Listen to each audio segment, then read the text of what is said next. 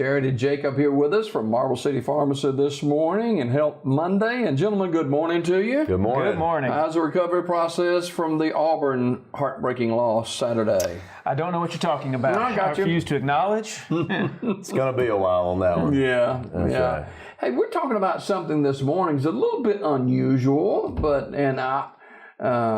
these guys know a whole lot more about this than I, but it's CBD oil. First of all, Jared, what is this? Well, CBD oil is all the rage now. You've probably seen it all over the news. You've read about it on the internet. And CBD oil is now legal in Alabama. You may have seen it in gas stations or other convenience stores. I happened to see some at a place I was getting my wife was getting a massage a few months ago. But it's out there now in all kinds of different forms, and it's kind of all the rage. That's what we want to talk about today. Jacob, more definitively, what is this? And, some people compare it to marijuana. All right. So I'll try not to get too scientific. So let's break it down. There's two very different plants, marijuana and hemp. They're in the same family, cannabis. There's the term people have heard. Marijuana has a whole lot of a chemical called THC in it. That's what gets you high, and also has CBD in it. That's where we believe most of the proposed medical benefits come from. Hemp contains all that CBD with very little, if any, THC to get you high. And so what we have that is legal in most states, actually it's federal now, and that is CBD derived from hemp containing less than a very minute percentage of THC, the high chemical. And so that's what's available now. These CBD oils, or cannabidiol, that's CBD stands for cannabidiol, that compound in an oil form that you can ingest, you can take orally, you can rub it, creams, lotions, things you can eat, drink. It comes in a lot of different forms, most common being the oil. And so that it has, it claims to have benefits for anxiety, stress, chronic pain, treatment disorders, addiction disorders, that sort of thing. Claims that if you use this, these conditions will get better. That's the claim. Jacob, I come in the store and I say I want a quart of CBD oil. Not kind of how it works, so is it? That's not how it works. Actually, CBD oil is not available in pharmacies in Alabama. It's been legalized in Alabama, but it's not available in pharmacies.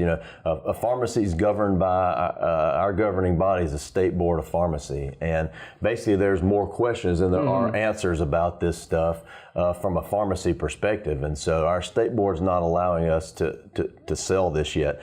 Some of the issues that you have with it are some of the same issues that you have with vitamins and supplements. So to begin with that, these products are not regulated by the FDA. So you may have a product out there that says, I have X% of CBD in this cream that you can use to treat arthritis and other kinds of pain. But because those products are not regulated by the FDA, it may or may not have what it says in there. In fact, there have been some studies of these products done in other states that have shown there's more or less of the active ingredient that's supposed to be in there. And we've been on this show talking before about vitamins and supplements that are not regulated by the FDA that have some of those problems.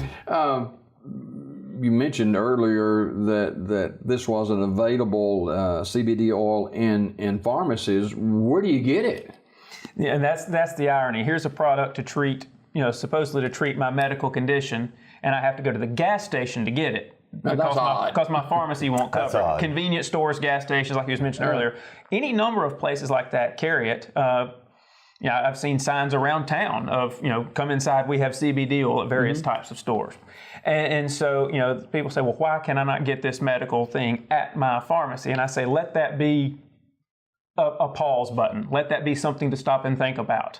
Here's this miracle, wonderful thing to treat all my conditions, but I can't get it at my pharmacy because the pharmacy boards are very leery of it. Let that be something to at least give you pause and thought before diving in wholeheartedly to using a product that we're not sure about some things.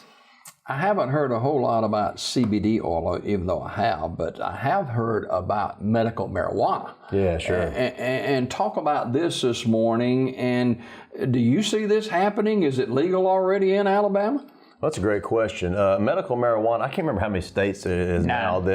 Nine, there you go. That's why I brought Jacob. Oh, yeah.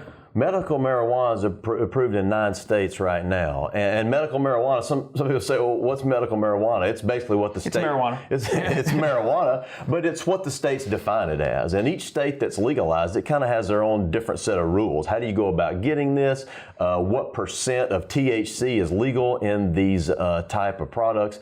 And so forth. Alabama, you may have read this on AL.com or somewhere else. Apparently in this legislative session, there's going to be yet another medical marijuana bill introduced in Alabama. We were talking this morning, I can't remember how many legislative sessions in a row that this bill is going to be introduced by some legislator. It may or may not pass, and it hasn't gone through, obviously, in past legislative sessions. You know, medical marijuana is interesting, though, because what do you do with it? You know, are you going to okay the growing of marijuana by just anybody? Are you going to okay the smoking of marijuana by just anybody? Do you have some sort of some states use a more or less a license, similar in size, something you keep in your wallet that you would take to a dispensary, and when you show it to the dispensary, you're a person who's now authorized to buy marijuana. And these dispensaries have them in multiple types of forms. They have them in literally in joints that can be smoked. They have them in all kinds of snacks like gummy bears and brownies and all kinds of things. Tons of different ways you can ingest it. But that's scary to me, and we can talk about that some more here in just a minute. Jacob, this is the Bible Belt, of course. Correct. But Bible Belt people suffer from pain as well. And this medical marijuana, what is your feeling on the legalization for medical purposes? That's a great question. And you know, I don't want to speak for Jared or too many others. I'll speak for myself. Don't speak for me. Yeah, I never do, because you get in trouble. What you would say would be way dumber. Now, honestly, we have a product out there that purportedly is wonderful at treating certain chronic conditions, and we don't want people to suffer when we have the means to fix them.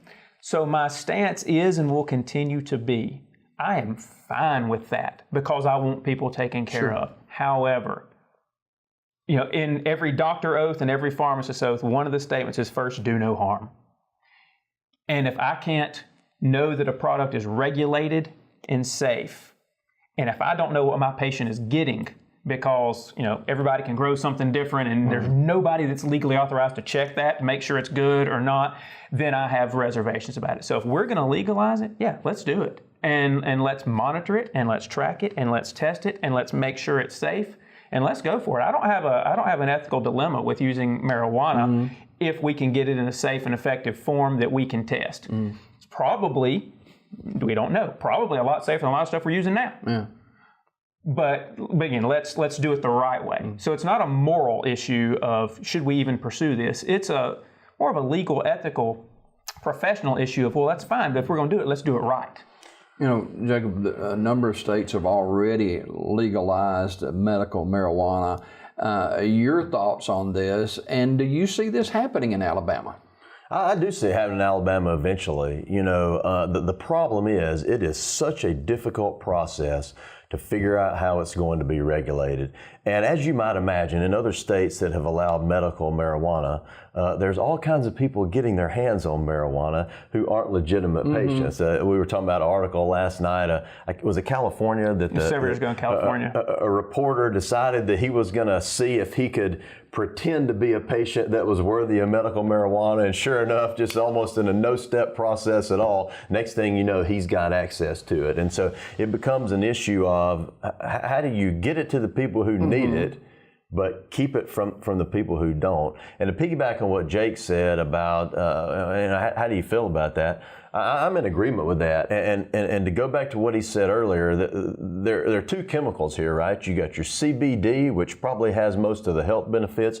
You got your THC, which actually does have some health benefits. We'll get to that in just a second. if we are to take these two chemicals and we are to create prescription products from them, I am all for that. That's the way we can take these things, get the real benefits out of them while avoiding all the other trash. Is there products similar to this available through pharmacies that have FDA approval? There are a grand total of two. Yeah.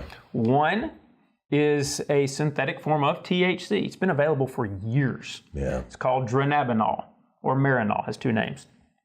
That's available, has been for years. It's only approved to treat chemotherapy-induced nausea and vomiting. So cancer doctors write it for their patients going through chemo, and you know what? It works. Is it a pill form or something? It's a pill. It's just a simple pill. It is. Nothing, anything else than you take. It's usually twice a day, one in the morning, one at night, just like you're taking anything else. Nothing to it. And sometimes it's probably prescribed for reasons it's not supposed to be. But that's the legal reason it's to be prescribed is nausea, vomiting. And it works, and it's generally safe. There's a relatively brand new product out there. Pronunciation, I think it's a Pedialex, maybe. Starts with E. It is prescription-derived CBD. It's safe. It's got regulated uses. I know what's in that bottle because it's tested.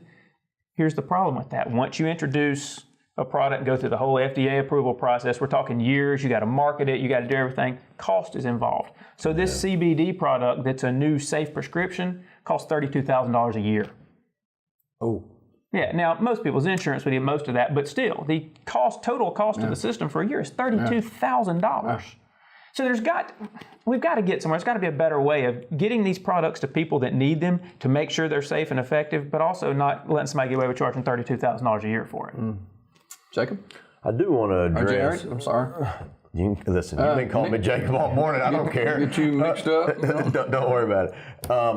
I do want to address the product of Pedialex. The cost obviously is outrageous, but I can't remember us touching on what that is specifically used for.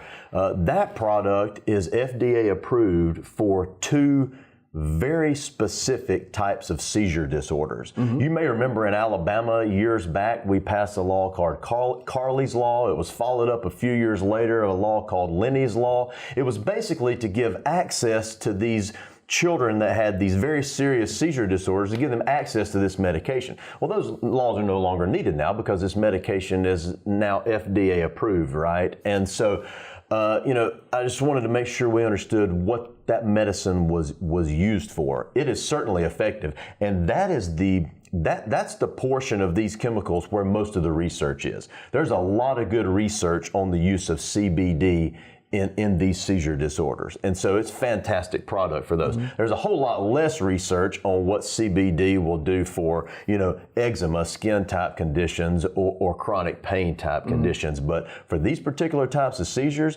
this stuff is not only good and FDA approved, it's absolutely needed. This chronic pain, which a lot of people suffer from, how can the CBD oil be effective there? Well, that's a great question, because I don't know. No. And it's not that I don't know. We, as a medical community, don't know. Let it be tested. Let it go through the process that everything else goes through. And, researchers a lot smarter than you and I, maybe not smarter than Jared, are going to go through and break that down chemical by chemical, molecule by molecule, and see what it does in proper testing. But right now, it's, well, that lady used it and she said it worked. Well, maybe it did. I don't know. We don't know. Yeah. Jared, final word with you. I really enjoy talking about this stuff. No. I think the bottom... Makes me hungry. That's exactly right. We did this today because this is all over the news. We wanted you to understand as best as we understand what CBD oil is, the difference between CBD and THC, the difference between marijuana and hemp. This over here can get you high. This is the one that's supposedly used for medical benefits. I hope that helps you guys understand better. And who knows what we'll see in the future in Alabama. I think the bottom line for us is we want things that are regulated by the FDA. We want to get the right medications to the patients who need them and avoid those things being misused. For you who said this is not an educational program, we appreciate you watching this. Thank you both for being here this morning. Thanks a lot. We got more Daybreak just ahead. All right.